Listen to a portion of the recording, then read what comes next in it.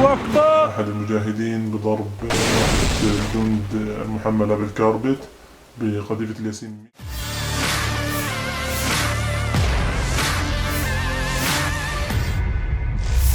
Sayap militer Hamas, Brigade Al-Qassam mengatakan mereka telah intens melakukan serangan ke tentara Israel di Gaza Tengah. Bahkan menurut mereka banyak pasukan pertahanan Israel atau IDF yang tewas hingga terluka. Pengumuman itu diungkap Brigade Al-Qassam pada Minggu 7 Januari 2023. Kelompok itu mengatakan bahwa 2 tank Merkava Israel dan sebuah bulldozer menjadi sasaran roket Yasin 105 di distrik Bureitz. Dan juga 2 terowongan yang berisi 7 tentara Israel diledakkan. Brigade Al-Qassam juga mengatakan pihaknya membombardir pertemuan tentara Israel di daerah Al-Mahata di Khan Younis dengan mortir, mengutip Anadolu Agency. Di sisi lain, selama 24 jam terakhir, korban tewas akibat serangan Israel di Gaza terus bertambah, termasuk membunuh keluarga 2 jurnalis Palestina.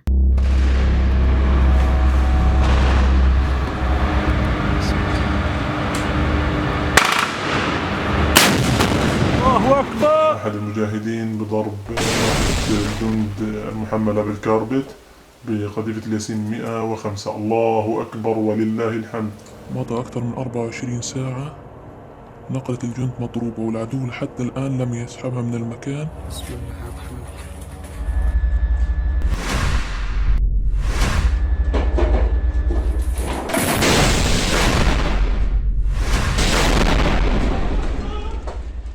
الله أكبر.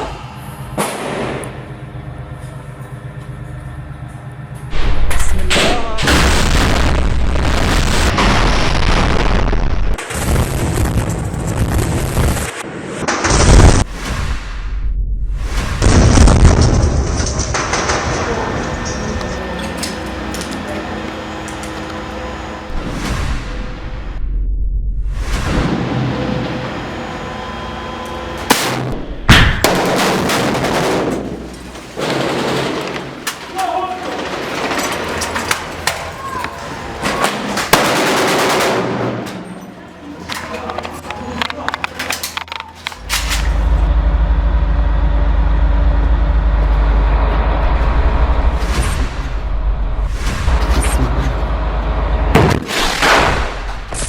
Rekaman yang ramai beredar di media sosial Telegram pada Selasa 9 Januari 2024 membuat hati warganet terenyuh. Bagaimana tidak, rekaman tersebut menampilkan aksi protes massal masyarakat Denmark untuk Gaza. Dalam cuplikan video memperlihatkan banyaknya massa yang memprotes sepanjang jalan. Tak terhitung jumlah masyarakat Denmark yang ikut menunjukkan aksi unjuk rasa ini. Berdasarkan narasi unggahan, protes massal yang dilakukan masyarakat Denmark ini sebagai bentuk solidaritas terhadap Gaza. Diketahui pawai solidaritas besar-besaran ini berlangsung di kota Denmark, Copenhagen. Video ini viral dan dibanjiri komentar dari warganet.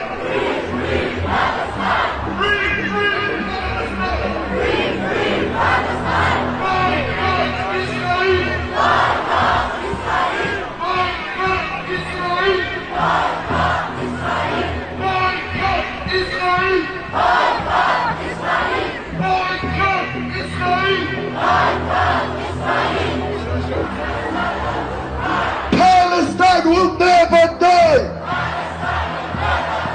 Palestine will never die! Let's say, don't you cry!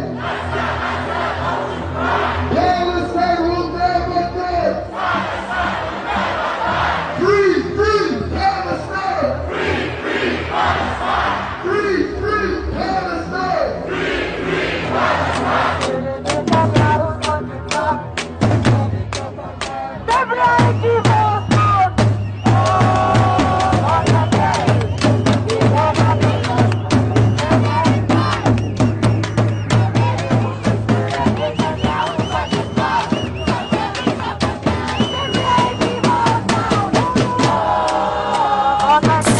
Beginilah pemandangan menyedihkan yang setiap hari terlihat di Palestina. Satu persatu warga Palestina gugur imbas serangan yang diluncurkan dari negara tetangganya. Sebuah video beredar di media sosial Telegram pada Selasa 9 Januari 2024 memperlihatkan ambulans membawa pemuda yang tidak sadarkan diri ke rumah sakit. 3 ambulans yang datang beriringan tersebut membawa masing-masing 1 pemuda yang menjadi korban pertempuran. Berdasarkan keterangan pada unggahan, 3 pemuda Palestina tersebut dibunuh oleh pasukan khusus Israel Israel. Aksi tersebut berlangsung di pinggiran Kitabatul Karem. Video ini viral dan menuai beragam komentar dari warganet.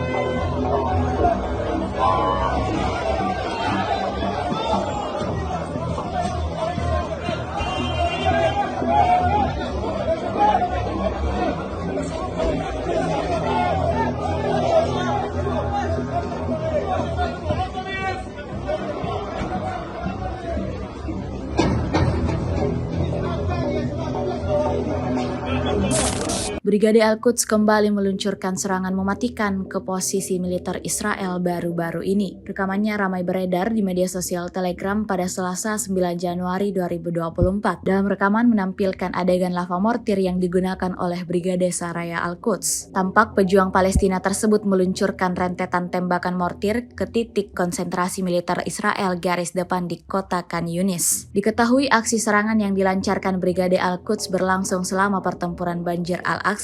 Namun hingga saat ini tidak diketahui berapa korban jiwa imbas dari serangan yang diluncurkan Brigade Al-Quds. Rekamannya pun menuai berbagai respon dari warganet.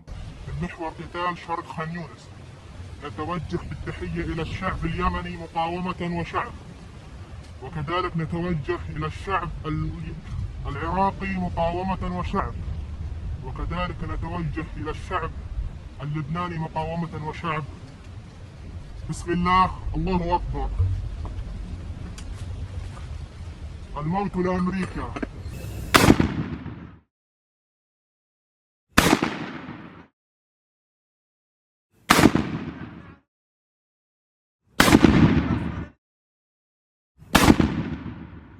بسم الله الله أكبر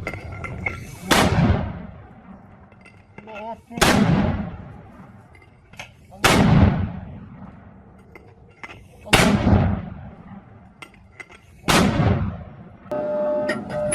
أكبر.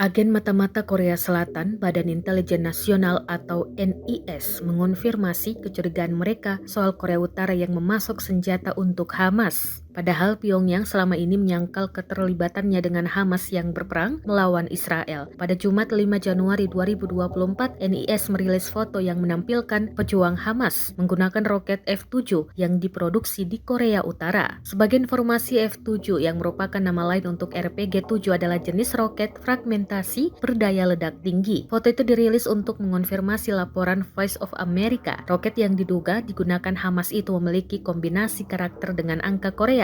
Ketika ditanya mengenai laporan itu, NIS mengatakan penilaiannya sama dengan laporan VOA. Meski demikian, karakter Korea yang dimaksud NIS tidak dapat diidentifikasi karena tertulis di bagian dalam skrin. NIS juga mengatakan pihaknya saat ini masih terus mengumpulkan bukti rinci mengenai dugaan pasokan senjata Korea Utara ke Hamas, seperti soal volume dan waktu perdagangannya.